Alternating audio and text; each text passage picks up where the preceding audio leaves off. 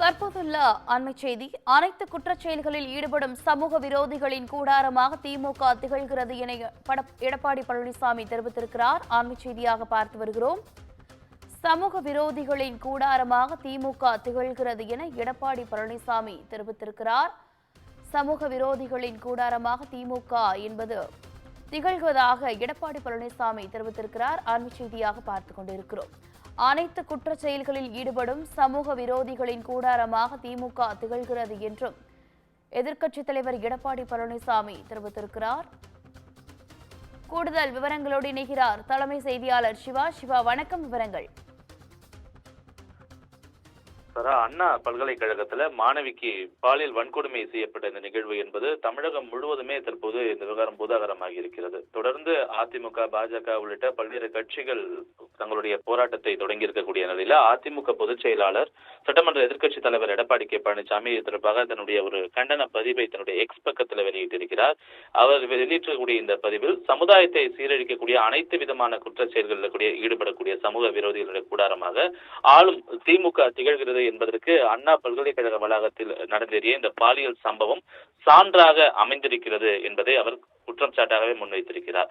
மாணவியை சீரழித்ததாக கைதான சரித்திர பதிவேடு குற்றவாளி ஞானசேகரன் என்ற காமகுடுரன் திமுகவினுடைய உறுப்பினர் என்று செய்திகள் வருகிறது என்பதனையும், அவர் துணை முதலமைச்சர், மருத்துவத்துறை அமைச்சர் ஆகியோருடன் எடுத்த புகைப்படங்கள் செய்திகளில் வருகின்றன என்றும் சமூக வலைதளங்களிலும் அவை உலா வருகிறது என்பதனையும் அதிமுக பொதுச் செயலாளர் எடப்பாடி பழனிசாமி பதிவிட்டிருக்கிறார்.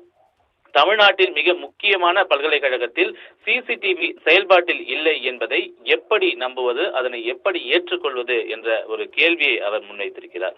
அண்ணா பல்கலைக்கழகத்தில் சிசிடிவி வேலை செய்யவில்லை என்று இந்த அரசு சொல்வது சர்க்கரையை எறும்பு தின்றது, சாக்குப்பையை கரையான் தின்றுவிட்டது என்ற ஒரு சொல்லுக்கு நிகராகவே பார்க்கப்படுகின்றது என்று அவர் குற்றம் சாட்டியிருக்கிறார்.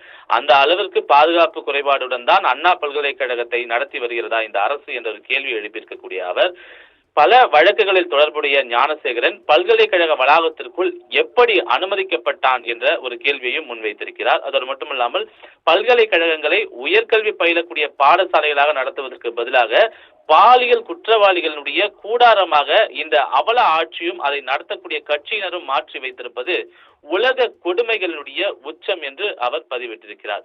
ஒரு ட்வீட் போட்டு கருத்து சொல்லுபவர்களை தேடி தேடி கைது செய்யக்கூடிய காவல்துறை ஏற்கனவே பல வழக்குகளில் தொடர்புடைய ஞானசேகரனை கைது செய்யாதது ஏன் என்ற ஒரு கேள்வியையும், ஆளும் கட்சியான திமுகவை சேர்ந்தவர் என்பதால் தான் அவர் கைது செய்யப்படவில்லையா என்ற ஒரு கேள்வியையும் அவர் முன்வைத்திருக்கிறார்.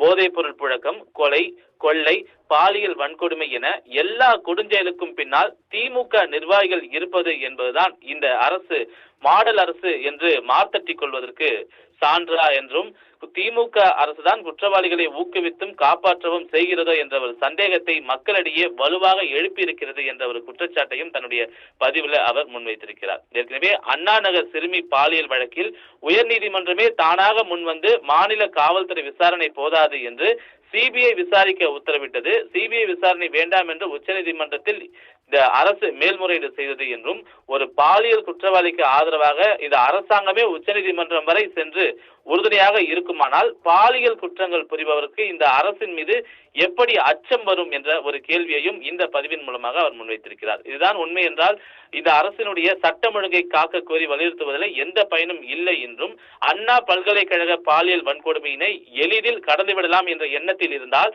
அதனை இப்போதே இந்த அரசு கைவிட்டுவிட வேண்டும் என்றும், மாணவர்கள் அச்சத்தில் இருக்கிறார்கள், அவருடைய பாதுகாப்பு கேள்விக்குறியாகி இருக்கிறது என்று குறிப்பிட்டிருக்கக்கூடிய அவர், இது தொடர்பாக இன்று அதிமுக சார்பில் அண்ணா பல்கலைக்கழகம் முன்பு மாணவர்களுடைய பாதுகாப்பை உறுதி செய்யக்கூடிய வகையில் போராட்டத்தில் ஈடுபட்டு வரக்கூடிய அதிமுக நிர்வாகிகள், அதிமுக தொண்டர்களை கைது செய்யக்கூடிய இந்த அரசுக்கு தன்னுடைய கடுமையான கண்டனம் என்றும் அவர் இந்த பதிவுல குறிப்பிட்டிருக்கின்றார். சாரா, விவரங்களுக்கு நன்றி சிவா.